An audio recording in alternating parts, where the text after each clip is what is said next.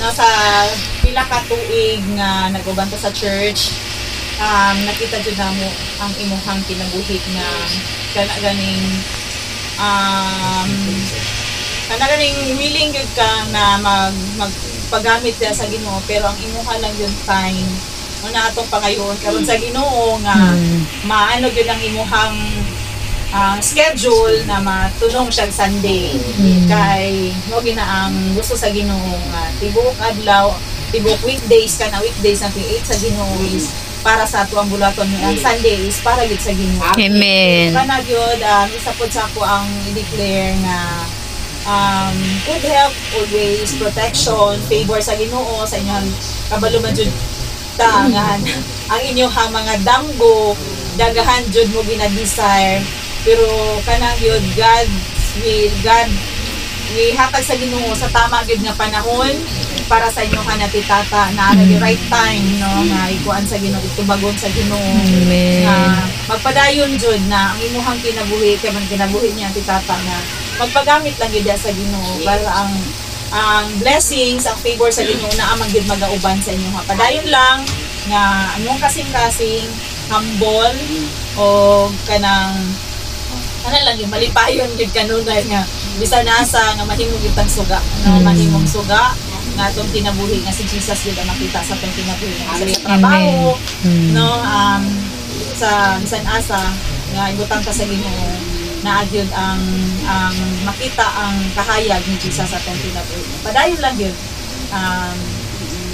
ma-encourage, magbinasigay, no, pinaagi sa imong kinabuhi nga daghan pud maluwas, daghan madasig, no, nga makita ang pagka-unique na ang pagka-unique ni Ken, no. Salamat sa Ginoo anak Ken, padayon lang gyud na mag-enjoy nimo ang imong kinabuhi as kana sa imong bata pa ka, no. Kana lang gyud happy birthday. I-care lang ko sa pulong sa Ginoo sa imong Ken. Sa Psalms 180 verse 24, this is the day that the Lord has made. Let us rejoice and be glad in it. Amen. Birthdays are days of rejoicing. Di ba? Pag birthday, lahir agad ang celebration. It is because it's the day that the Lord has made.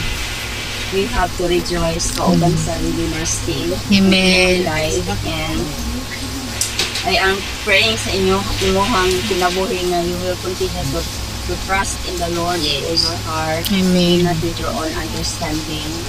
In all thy ways, acknowledge Him. Another verse na itong Proverbs man itong tatapin ko yan naman mo. Pero kanit sa Proverbs 9 verse 11 says, for by me your days will be multiplied and years will be added to your life. So sa ihatag sa Ginoo aside sa imuhang gininhawa everyday, ang ginahatag ko sa Ginoo is the wisdom sa imuhang kinabuhi. And tungod niya ana dapat ang atong kinabuhi or ang imuhang kinabuhi magpalalom gyud kanunay sa pagsabot o sa pagbasa sa pulong sa Ginoo para you will grow in His knowledge and wisdom.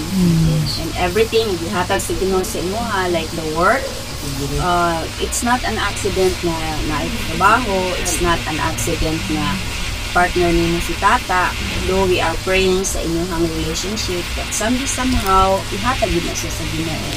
And we are according to tata nga naagid sa desire nga Sunday is for the Lord. So we will declare, and I will declare na ihatag sa Ginoo kana nga day para sa Ginoo. So we know nga the Lord is really coming very soon.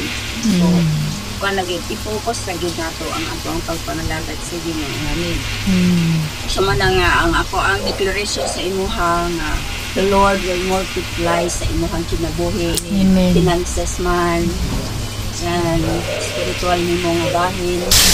And I know nga ang imuhang kasing-kasing since bitaw nakita ang tao kano sa kanita kabats bata sa encounter or kabats na yan, no? So I know, I believe in my heart na naay plano ang Ginoo sa imong kinabuhi.